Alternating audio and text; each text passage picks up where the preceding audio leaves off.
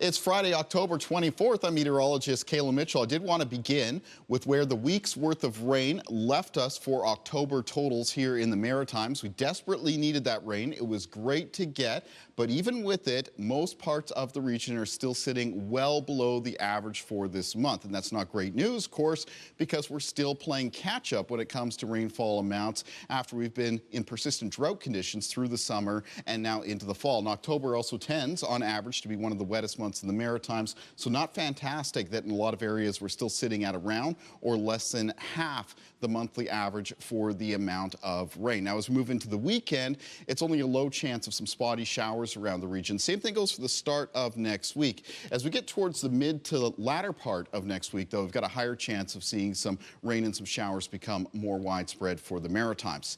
Taking a look at things on radar and satellite for Friday afternoon around the region for anybody heading out, we do have a chance of a few showers in Cape Breton. Otherwise, we're mostly looking at a mix of sun and cloud. As we zoom out, one of the reasons why we've actually seen some shower chances tick up a little bit for the weekend and early next week is this area of high pressure that's developing and making its way through the Midwestern United States isn't expected to come as far to the east as it was looking a couple of days ago. That high pressure system would really reduce the chances of seeing any precipitation in the region if it moved directly over the Maritimes. Now it looks like it's going to be holding just to the west of us. So taking a look at our timeline for cloud cover and precipitation moving through this afternoon, pretty pleasant temperatures for late October. Most of the highs today will be around the low to mid-teens. By 9 p.m. in the region, temperatures will be cooling into a range of around 7 to 12 degrees. Partly cloudy conditions for tonight with some fog patches developing during the overnight hours, which will feature low temperatures headed down towards the low to mid-single digits, except a few up in the northwestern corner of New Brunswick, which could be around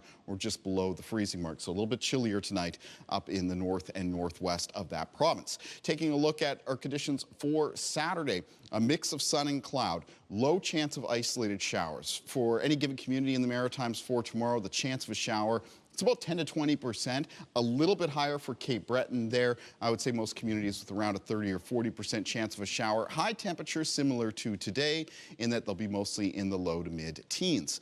And in the forecast for the end of the weekend on Sunday, we do see some increase in cloudiness, so it'll be cloudy periods for that day. Once again, there is a low chance of some isolated showers. Shower chances about 20, 30%. Temperatures do cool by a couple of degrees, so most of the highs for New Brunswick between 9 and 12 degrees, around 11 for Charlottetown and Prince Edward Island, and high temperatures of 11 to 14 for Nova Scotia. Finally, I wanted to finish with an update on Tropical Storm Melissa. Melissa is a very dangerous storm that's still strengthening in the Caribbean.